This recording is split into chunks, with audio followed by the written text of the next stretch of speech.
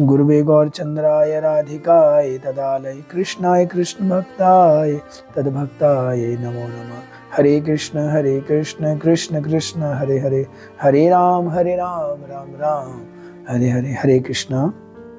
मैं अपने गुरुदेव के चरणों में दंडवत प्रणाम करते हुए उनसे असंख्य कोटि अहेतु कृपा की प्रार्थना करता हूँ। समस्त वैष्णव वैष्णवी के चरणों में दंडवत प्रणाम करते हुए उनसे भी अहेतु कृपा की प्रार्थना करता हूँ। हरे कृष्णा। हम लोग इस समय क्लास में चर्चा कर रहे हैं वृंदावन के 6 गोस्वामी। आज वृंदावन का जो स्वरूप है, आप वृंदावन जाते हैं तो भगवान की लीलाओं के दर्शन करते हैं, लेकिन ये लीलाएं जो थी स्थिति समय के अनुसार लुप्त हो गई थी। तो श्री कृष्ण स्वयं चैतन्य महाप्रभु के रूप में आए, राधा भाव से आए और उन्होंने जो भगवान की लीलाएं लुप्त हो गई थी उन सबको प्रकाशित किया। इसके लिए श्री चैतन्य महाप्रभु ने वृंदावन में 6 गोस्वामियों को भेजा। श्री सनातन गोस्वामी प्रभुपाद, श्री रूप गोस्वामी प्रभुपाद, श्री गोपाल भट्ट गोस्वामी प्रभुपाद, श्री रघुनाथ दास गोस्वामी प्रभुपाद, श्री रघुनाथ भट्ट गोस्वामी प्रभुपाद और श्री जीव गोस्वामी प्रभुपाद। ये वृंदावन के वो दीप हैं जिन्होंने पूरे वृंदावन को प्रकाशित किया, भगवान की लीलाओं को शामिल आए।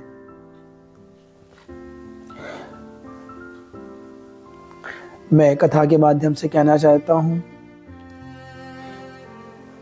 भगवान की अगर आपको भक्ति करनी है,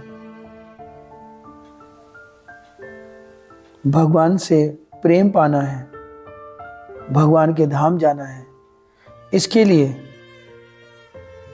भगवान के भक्तों का आप स्मरण, उनकी कथा, उनसे विनती कीजिए कि हे प्रभु, जो भगवान के भक्त हैं उनसे विनती कीजिए कि मुझे ठाकुर जी की भक्ति मिले, भगवान श्री कृष्ण राधा जी का प्रेम मिले। ये तभी संभव हो पाएगा यदि ये वैष्णव, ये जो भगवान के भक्त हैं, हमें आशीर्वाद देंगे, तभी संभव हो पाएगा, तभी हम भगवान के धाम गोलोक धाम जा पाएंगे। इसलिए आप इन भक्तों की कथाओं को जरूर सुने ताकि इनसे हम आशीर्वाद ले सकें, इनसे कृपा प्राप्त कर सकें, हमारा भगवान के धाम, भगवान के कृष्ण धाम गोलोक धाम हम जा सकें। बार बार मैं कहना यही चाहूंगा, क्योंकि भगवान जो होते हैं ना, वो प्रसन्न अपने नाम से नहीं होते। उनके साथ अगर भगवान के भक्तों का नाम जुड़ जाए तो अति प्रसन्न होते हैं। अब देखते हैं प्रहलाद महाराज जी के लिए भगवान हमेशा उनके लिए खड़े थे। उनके पिता ने कितना कष्ट देने का प्रयास करा, लेकिन हर स्थिति में भगवान उनके साथ थे। हम भगवान को, कृष्ण को देवकी नंदन पुकारेंगे तो भगवान अति प्रसन्न होते हैं। कृष्ण पुकारेंगे तो इतने प्रसन्न नहीं होंगे। यशोदा नंदन पुकारेंगे तो भगवान बड़े प्रसन्न होंगे। नंद नंदन पुकारेंगे, भगवान प्रसन्न होंगे। गोपीनाथ पुकारेंगे, भगवान प्रसन्न होंगे। तो कहने का आशय यह है, भगवान अपने भक्तों से बड़े प्रसन्न होते हैं, ये सच है। और हमें हमेशा भगवान के जो भक्त होते हैं उनसे हमेशा अहेतु कृपा की प्रार्थना करनी चाहिए। भगवान के भक्त सभी वैष्णव आचार्य हैं, वो सभी वैष्णव हैं जिन्होंने अपना जीवन भगवान में अर्पित कर दिया है। आपके जीवन में ऐसा नहीं है कि आचार्य कोई भी वैष्णव है, ये फर्क नहीं पड़ता। संसार का हर वैष्णव ठाकुर जी का भक्त हो, चाहे राम जी का भक्त हो, चाहे कृष्ण जी का भक्त हो, चाहे नारायण जी का भक्त हो, विष्णु भगवान का भक्त हो, अगर उसने अपना तन मन धन श्री हरि के चरणों में अर्पित कर दिया है, शुद्ध भक्त है, उसको कुछ नहीं चाहिए भगवान के अलावा, तो हम उससे प्रार्थना कर सकते हैं। जिसने अपना तन मन धन सब कुछ अर्पण कर दिया है, उसको संसार से कोई प्रेम नहीं, उसको केवल प्रेम केवल कृष्ण से है, राम से है, नारायण से है, विष्णु से है। तो हमें ऐसे भक्तों से आशीर्वाद कृपा जरूर लेनी चाहिए, क्योंकि भगवान अपने नाम से नहीं, बार बार कह रहा हूं, भगवान अपने नाम से नहीं, भगवान प्रसन्न होते हैं अपने भक्तों के नाम से। हम हरे कृष्ण कृष्ण कृष्ण हरे हरे, हरे राम राम राम हरे हरे, इस मंत्र की महिमा आप जानते हैं कितनी बड़ी है। इस मंत्र को आप कोई भी ले सकता है। इस मंत्र के लिए कोई नियम नहीं है कि आपने नहाया हो तभी ले पाएंगे, बिना नहाए भी ले सकते हैं। सोते जागते खाते पीते चलते किसी भी दशा में कहीं भी आप इस नाम को ले सकते हैं। इसके लिए बड़ी कृपा है भगवान की। और जानते हैं इस नाम में, ये जो भगवान का नाम है, हरे कृष्ण कृष्ण कृष्ण हरे हरे, हरे राम राम राम हरे हरे, हरे कृष्ण, हरे का मतलब राधा जी। फिर आ गया ना शब्द में बोला था ना आपसे, भगवान अपने नाम से प्रसन्न नहीं होते, भगवान प्रसन्न होते हैं अपने भक्तों के साथ। राधा जी भगवान की प्रिय है, भगवान की भक्त भी हैं। तो हरे माने राधा जी, राधे कृष्ण कृष्ण कृष्ण राधे राधे। फिर राधे श्याम, हरे राम का मतलब फिर वही आ गया, राधे श्याम श्याम श्याम राधे राधे। मतलब भगवान का नाम, यहाँ पर कृष्ण का जो नाम आ रहा है राधा जी के साथ आ रहा है, हरे माने राधा जी। तो कहने का आशय यही है, भगवान की प्रसन्नता केवल भगवान के नाम से नहीं है, भगवान अपने नाम से प्रभावित नहीं होते। भगवान अगर उसने भक्तों का नाम जुड़ जाए तो और भी बड़े प्रभावित होते हैं। ये ध्यान रखें, नाम की बड़ी महिमा है, ये मत समझिए। मैं कह रहा हूं, मैं ये नहीं कहता खाली कृष्ण, आप कृष्ण लेने से आपका फायदा तो होगा, राम लेने से फायदा तो होगा, ऐसा नहीं करना नहीं फायदा होगा, लेकिन अगर उससे भक्तों का नाम जुड़ जाए तो वो उसका और भी कई गुना फायदा हो जाता है। जैसे लड्डू बनाया ना, डालडे का लड्डू बनाया तो स्वाद तो है, यही शुद्ध घी का बन जाए तो और स्वाद आ जाता है। वही कहने का आशय है कि भगवान के नाम में मैं ये नहीं कहता कि भगवान का नाम में कोई कमी है, भगवान का नाम लेना अच्छी बात है, राम कृष्ण का नाम अच्छी बात है, लेकिन उससे भक्तों का नाम जुड़ जाए तो और उसकी महिमा है। तो हमारा कहने का आशय है कि भगवान श्री कृष्ण की जो लीलाएं थी वो इन गोस्वामियों ने वहाँ पर प्रकट की। आज हम चर्चा करेंगे जी गोस्वामी प्रभुपाद जी की कथा का, कि जी गोस्वामी प्रभुपाद जी ने, कि हम अब तक 2 गोस्वामी की कथा पढ़ चुके हैं।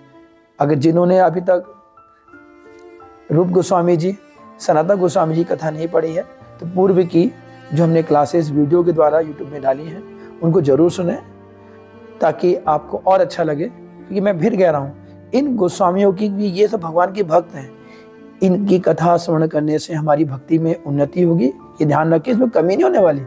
जो व्यक्ति भगवान से प्रेम पाना चाहते हैं, भगवान से भक्ति करना चाहते हैं, भगवान के धाम जाना चाहते हैं, मैं जरूर बोलूँगा इन वैष्णवों का आशीर्वाद जरूर लें, इनकी कथा जरूर सुनें। तो आज की क्लास का विषय है जी गोस्वामी प्रभुपाद जी। श्री जी गोस्वामी प्रभुपाद जी वृंदावन के 6 गोस्वामियों में से एक हैं। ये सभी 6 गोस्वामियों में सबसे छोटे हैं। श्री जी गोस्वामी प्रभुपाद जी का जन्म 1513 ईस्वी में हुआ, लेकिन कुछ लोगों का मत है कि 1511 में भी हुआ है। श्री जी गोस्वामी के पिता अनुपम गोस्वामी जी हैं, जिनका दीक्षा से जब अनुपम गोस्वामी का जब उनकी दीक्षा नहीं हुई थी तो उस समय उनका नाम वल्लभ था। श्री सनातन गोस्वामी पाद, रूप गोस्वामी पाद और श्री अनुपम गोस्वामी पाद, ये तीनों भाई थे। इस तरह हम कह सकते हैं कि श्री जी गोस्वामी पाद जी श्री सनातन गोस्वामी पाद और रूप गोस्वामी पाद के भतीजे हैं।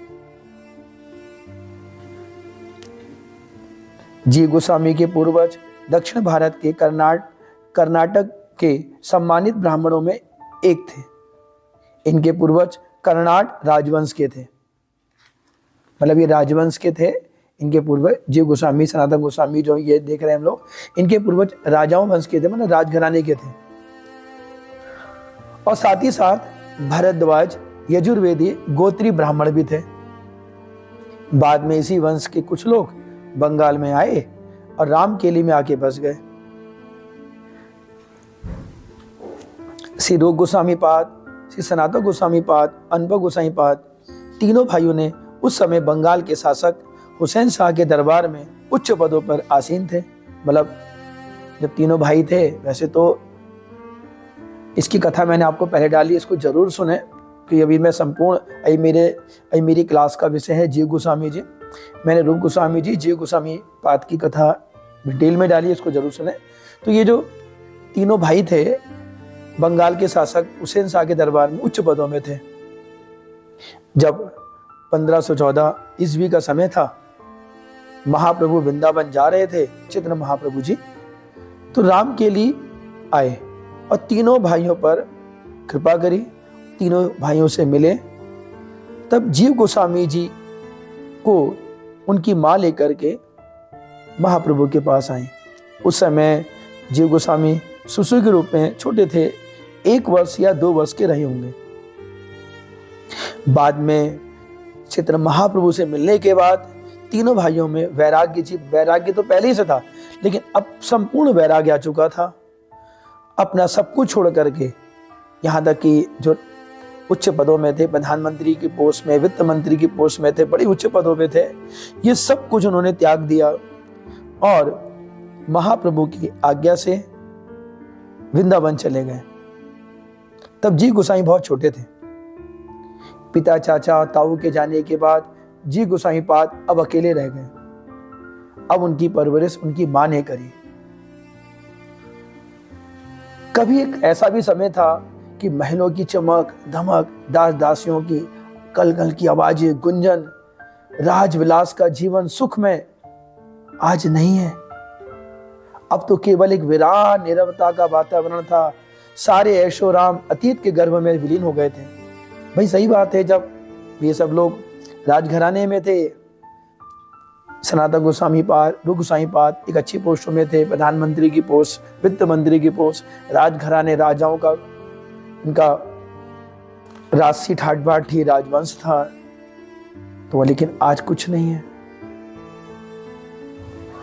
यह सब देख करके तो ऐसा लगता है कि मानो सब कुछ खत्म हो गया है, कि मतलब चाचा, ताऊ, पिताजी वृंदावन चले गए, राजघराना रहा नहीं, अब जीवन बिल्कुल ऐसा हो गया है, दास दासियां नहीं है, ऐसा लगता है सब कुछ खत्म हो गया है। लेकिन ये बता दूं, ये आम व्यक्तियों की ऐसी वास्तविक धारणा होती है। आम व्यक्ति सोचेगा यार मेरा सब कुछ खत्म हो गया, नहीं। वास्तविकता तो ये है, वैष्णव हमें शिक्षा देते हैं कि संसारिक सुख तो वास्तविक सुख नहीं है। जो राजघराने का सुख था वो वास्तविक सुख नहीं है। ये आम व्यक्ति सोचेगा यार मेरा तो सब कुछ चला गया, मेरा तो कुछ बचा ही नहीं, अब मैं क्या करूं। तो नहीं, ये आम व्यक्ति की सोच होगी, लेकिन वैष्णव की सोच नहीं है। वैष्णव हमें शिक्षा देते हैं संसारिक सुख वास्तविक सुख नहीं है। ये तो ऐसे हैं जैसे एक स्वप्न में हमने जो देखा, क्या नहीं देखते हम लोग। कभी स्वप्न में बड़ा बुरा सपना आता है, कभी अच्छा आता है, कभी कभी राजा महाराजा ही बन जाते हैं, अच्छे अच्छे महलों में रहते हैं, पता नहीं क्या क्या देखते हैं। लेकिन जैसे ही सपने टूटता है, हमारा निंदा टूटती है, तो वो स्वप्न सत्य नहीं होता। मतलब बड़ा लगता है यार, जब सपने में थे, नींद में थे, तो पता नहीं क्या क्या सोच रहे थे, क्या क्या देख रहे थे, जैसी नींद खुली वो सब खत्म। क्या वो दोबारा उसमें जा पाएंगे सपने में? आप मुझे बताओ, नहीं जा पाएंगे ना। इसी तरह ये शरीर भी है। जैसी इस शरीर का हम त्याग करेंगे, जब हमारी मृत्यु आएगी, मृत्यु होने पर इस वापस संसार में नहीं आ पाएंगे। कितना भी कोई कोशिश कर ले, फिर वो भी एक सपना रह जाएगा कि मैं इस घर में रहता था, मेरी गाड़ी थी, मेरा ये था, मेरा वो था, मेरा समाज में ये था, सब कुछ खत्म एक सेकंड में। आप सोचो कि मैं वापस इस संसार में आ जाऊं, मृत्यु होने के बाद नहीं आ पाएंगे, फिर वो भी एक सपना ही तो है कि आप नहीं आ पा रहे हो। इसलिए हमारे वैष्णव आचार्य कहते हैं, जितनी जल्दी हो सके उतनी जल्दी अपना संबंध भगवान से स्थापित कर लो। जितनी जल्दी हो सके अपना संबंध भगवान से स्थापित कर लो। आगे का कोई भरोसा नहीं है। आगे का वेट मत करो कि भैया अभी समय है बाद में करेंगे, नहीं। अच्छी समझदारी तो यही है कि भगवान से संबंध स्थापित करने के लिए हमें अपना जीवन जितनी जल्दी हो सके भगवान में अर्पण कर देना चाहिए। देखिए, रूप गोस्वामी पाद, सनातन गोस्वामी पाद, सब कुछ था, राज विलास जीवन, लेकिन कृष्ण कृपा से, लोग सोचेंगे यार मेरा सब कुछ चला गया, कृष्ण कृपा से उन्होंने सब कुछ होते हुए भी त्याग दिया, नहीं चाहिए। लेकिन आपको बता दूं, मैं पहले भी कह चुका हूं कि अगर संसार के सुख को देखें, सब कुछ आपके पास हो, टाटा अंबानी जो तो आपकी सोच देखते हो ना, बड़ा यार बड़े अमीर लोग हैं, वो लोग बहुत पैसा है उनके पास, तो फिर वो सुख जो देखते हैं आप, वो कुछ भी सुख नहीं है। यदि आपने भगवान के धाम जाते हैं, भगवान के धाम जाने पर, भगवान के गोलोक धाम, वैकुंठ धाम जो अगर आप जाते हैं, तो संसार का जो टाटा अंबानी बिरला का सुख देखते हैं ना कि मेरा बहुत अमीर है, बहुत अमीर है, वो भैया 1 रुपया भी नहीं है, 1% भी नहीं है, उसका हजारों गुना सुख वहां आपको मिलेगा। तो क्या करते हैं, इस छोटे से सुख के लिए हम भगवान की भक्ति ना करें, अपना जीवन भगवान में अर्पण ना करें? नहीं, करना चाहिए, ताकि ऐसा ना हो कि मृत्यु के बाद फिर हमारी जन्म मृत्यु जरा व्याधि और 84 लाख का चक्कर आ जाए, फिर मनुष्य शरीर पता नहीं कब मिलेगा, भरोसा नहीं। इस संसार में मनुष्य शरीर तो मिल गया है, और किसी ने समझाया भी भैया भक्ति कर ले, पता नहीं कब मिलेगा मनुष्य शरीर, और जब मनुष्य शरीर मिलेगा भी तो क्या हमें कोई समझाने वाला मिलेगा भैया कृष्ण भक्ति का मिल ले? क्या ऐसे हमें गुरु मिलेंगे या कोई समझाएगा हमें? तो मेरा कहने का आशय यह है कि अच्छी समझदारी तो यही है कि समय रहते हुए अपना संबंध भगवान से स्थापित कर लीजिए। हाँ, एक बात और मैं कहना चाहता हूँ, ऐसा कोई आवश्यकता नहीं है कि आप घर त्याग कर दीजिए, सब कुछ चले आइए। आपका गृहस्थ जीवन है तो भी गृहस्थ जीवन में भी आप रहकर ही भगवान की भक्ति कर सकते हैं। महाप्रभु ने शिक्षा दी है, महाप्रभु ने शिक्षा क्या दी कि महाप्रभु ने स्वयं तो संन्यास लिया, लेकिन नित्यानंद प्रभु से संन्यास नहीं दिलवाया, उन्होंने गृहस्थ आश्रम में रखा, ताकि संसार को लोग सीखें, संसारिक लोग सीख सके कि गृहस्थ व्यक्ति भी भगवान का भक्त बन सकता है। गृहस्थ व्यक्ति अपना जो भी कर्म करे, जो भी धन कमाए, व्यापार करे, नौकरी करे, जो भी काम कर रहा है वो कर्म करता रहे, लेकिन वो भगवान के अर्पण कर्म करे, अपनी आसक्ति न रखे। जो होगा भगवान पे होगा, जो होगा भगवान की कृपा से होगा। बस परिवार के साथ जिए, समाज में जिए, सब कुछ करिए, लेकिन जीवन सात्विक रखिए। मतलब गृहस्थ आश्रम में रहते हुए भी जीवन सात्विक रखिए, सरल बनिए, सहनशील बनिए, शांत रहिए, लोगों पे दया करिए, सात्विक भोजन करिए, जो भी कुछ खाएं भगवान श्री कृष्ण को अर्पण करके खाएं। श्रीमद् भागवत गीता का 3rd चैप्टर का 13 श्लोक यही कहता है, भगवान कहते हैं कि जो व्यक्ति अपने लिए खाना पका के खाता है वो साक्षात नरक खाता है, पाप खाता है, लेकिन अगर मुझे अर्पण करके खाता है तो प्रसाद बन जाता है। तो हमें जो भी कुछ खाएं भगवान को अर्पण करके खाएं। हरे कृष्णा। इसके बाद की क्लास में, अगली क्लास में लेता हूँ।